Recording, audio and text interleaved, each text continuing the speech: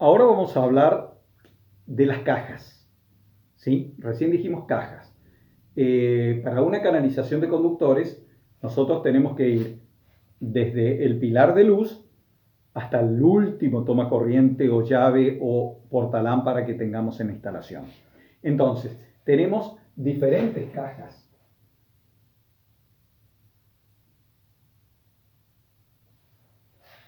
La caja número 1 que nosotros necesitamos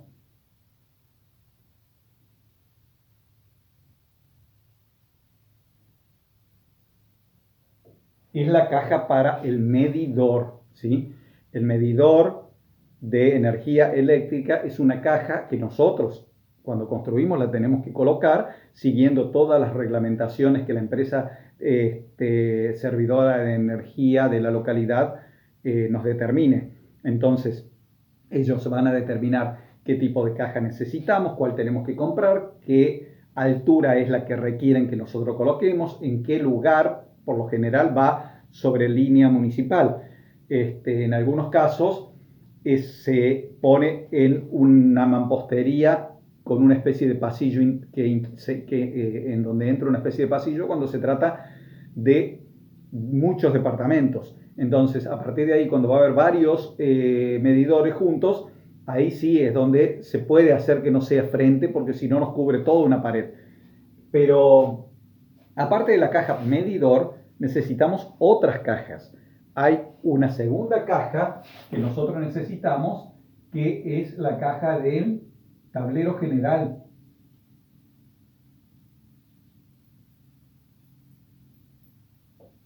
Antiguamente se usaba la caja para medidor y lo que le llamaban una contracaja. Esa contracaja, que era una cajita chiquita, antiguamente llevaba fusibles. Los fusibles de porcelana para el positivo y para el negativo, o sea, para la fase y para el neutro.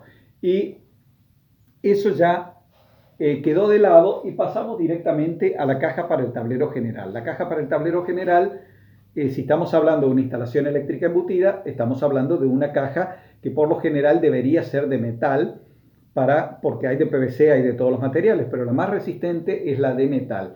Esa caja de metal para el tablero general tiene que tener la capacidad para colocar todas las llaves que nosotros necesitamos, ¿sí? ¿Qué llaves necesitamos? Necesitamos una llave para la fase, una llave para el neutro de entrada principal que va a tener el amperaje necesario para la totalidad de la vivienda o de la red que nosotros estamos por distribuir. Tiene que tener el espacio para el disyuntor diferencial que se va a colocar y tiene que tener espacio para una llave para la fase de cada uno de los circuitos que van a integrar nuestro circuito eléctrico total. Porque habíamos dicho que si teníamos muchos artefactos, no íbamos a estar hablando de un solo circuito, sino que íbamos a dividirlo. Entonces íbamos a tener un tablero general y íbamos a tener tableros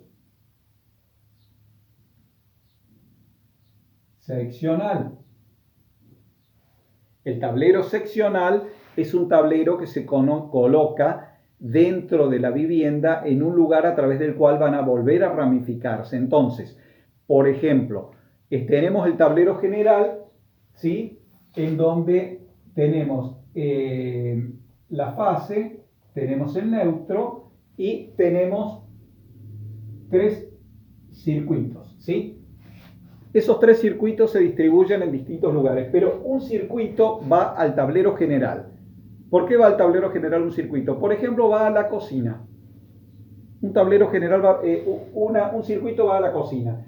Entonces en la cocina ponemos un tablero seccional. ¿Por qué ponemos un tablero seccional en la cocina? Porque vamos a tener que servir, por ejemplo, heladeras, vamos a tener que servir microondas, vamos a tener que servir hornos, vamos a tener que servir iluminación,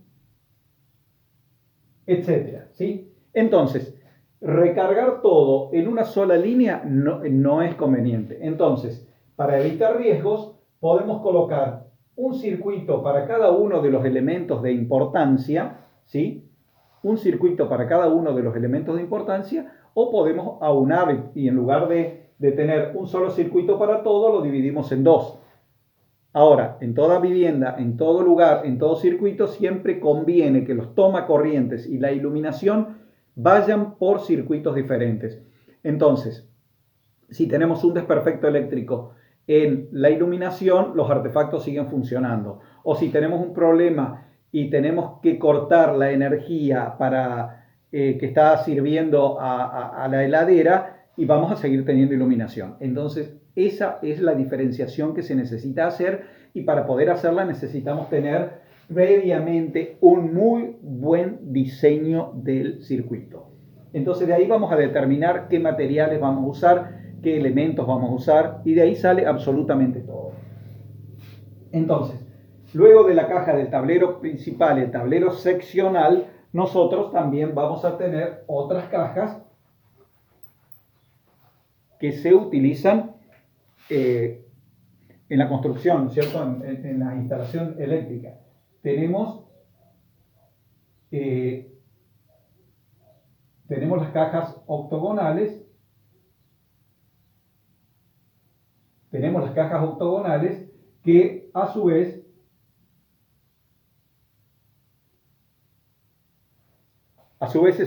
esas cajas octogonales vienen de diferentes medidas. Viene la normal que usamos permanentemente, que es de aproximadamente 10 centímetros de diámetro, si la circunscribimos dentro de un círculo. Y vienen las otras que son mucho más grandes, que llegan aproximadamente a los 12 o 15 centímetros, depende el uso que tengan. Nosotros en vivienda usamos la de 8 o 10, depende de la marca la que nos estén vendiendo. Y esto viene en hierro negro y viene en PVC. Hierro negro y PVC. Cada uno elige cuál va a usar. Las de hierro negro, si van en mampostería, ustedes saben que están expuestas a que la destruya la humedad. Y si van en techo, es esa la que necesitamos, porque es la que va a resistir y es la que necesitaríamos que se sujete y que se tome con los caños negros. Aparte de la caja de octogonales, ¿no es cierto? Esta se llama octogonal. Tenemos las rectangulares. Las cajas rectangulares son las que utilizamos para los accesorios eléctricos, tales como tomacorrientes, interruptores de diferentes tipos o diferentes cantidades. Estas cajas ya vienen normadas con un tamaño determinado y lo único que cambia es la posición. Se pueden colocar en vertical o se pueden colocar en horizontal. Por lo general se colocan a 1,20 m de altura y se colocan en posición vertical, ¿sí? A 1,20 m de altura se colocan en posición vertical. ¿Cuándo las colocamos en posición horizontal? Cuando están en función de artefactos o equipos eléctricos ya determinados. Cuando tenemos que usar, por ejemplo, para conectar una lámpara en el dormitorio, para colocarla para las computadoras, para sobremesada para las licuadoras o para las procesadoras o para los diferentes elementos. Ahora, los que van en mampostería, que lo vamos a usar para diferentes cosas, van en vertical, ¿sí? Están en vertical a 1,20 m aproximadamente de altura. Por eso hablábamos de que era necesario prestar atención a la nivelación, porque nosotros necesitamos que en un ambiente todos los tomacorrientes o todas las cajas se mantengan a una misma altura. Para tener una buena imagen en primer lugar. En segundo lugar, para que el caño que recorre todo vaya a una misma altura y que sea muy fácil de detectar, para evitar en el futuro que le metan un martillazo al caño y hagan un terrible cortocircuito.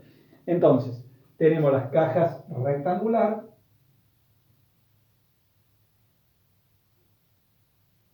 Y después tenemos las que se llaman cajas de pase.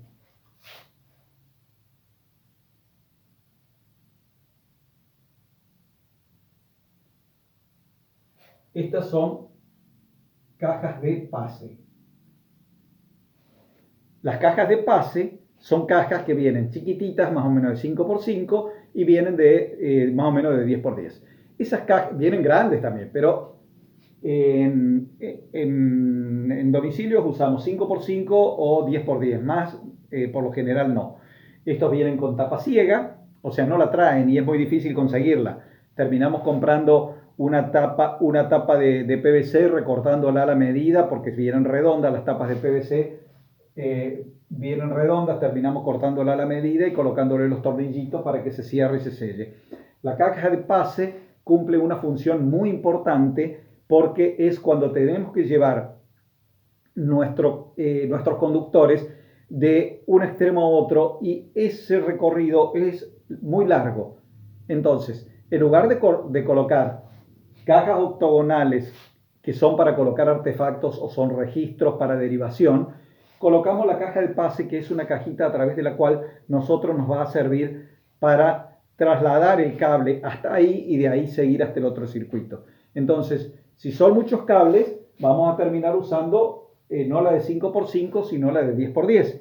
Y no vamos a tener un solo caño, sino que vamos a tener más caños o vamos a tener un caño de 1 pulgada. La caja de pase no se usa mucho, no es muy usada. Por lo general la gente termina estirando y peleando con los cables por no poner las cajas de pase. Lo he visto en muchos lugares y sobre todo en salones de uso público en los cuales no se han colocado ese tipo de elementos que son realmente muy importantes porque no es una caja de derivación, solamente sirve para que ayudarnos en el traslado de los cables. Bueno, por hoy llegamos hasta acá. Hasta acá llegamos con nuestro tema que hemos iniciado a partir de hoy de materiales referidos a canalización de conductores.